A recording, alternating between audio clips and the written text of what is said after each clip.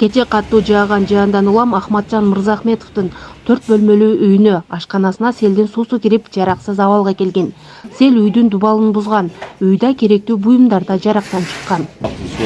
Su basıp kırmagan үй kalmadı. Kiyim keçegim edip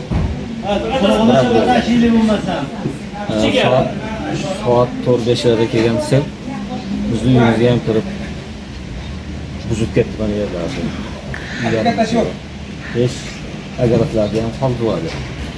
Endi davlat yordamida seni o'zimiz ham nima qilib qilamiz da boshqatdan mana uylarni boshqatdan qilish kerak. Hozir joy showga ham nimamiz yo'q. Uyimiz yo'q. Mana yerda ham bunga ham kirib ketdi mana. Jon soni uyga. Bugun qayerda tunaysizlar? Endi shu bolamni qardosh o'rtasida.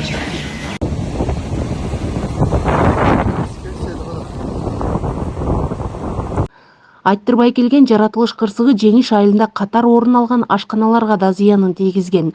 Мындагылар иш жайды тез арада калыбына келтирип, келтирилген чыгымдарды каптоо керектигин айтышат. Азыр иш токтоп калды. Эndi 15 күнү, 20 күнү эndi тазалап ишти жүргүзөбүз да Кудай каласа. Чыгымы эndi барып калат бир 200 миң, 300 миң сомго. Барып калат 200 миң, 300 миң сомго.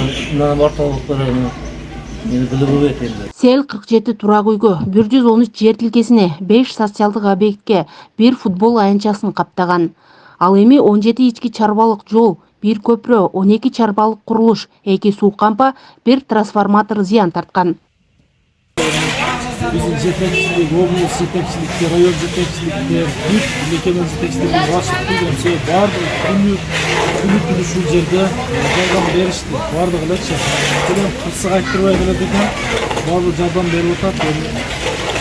Кетирген ушер, бизде основной токтогул мектеби, оорукана, ушу социалдык объектилер, жалпы жабылгандарга мамлекеттен жардам сурайт. Ошолорго мисалы мектеп калыбына келтирүү, ремонттен Tovakça remontlar koşuldu. Bilim berip kalmağız, mantıkları uşul jardam berse, onu ama minziraf jardam berse degende maylık tuttu taqırıp koyup.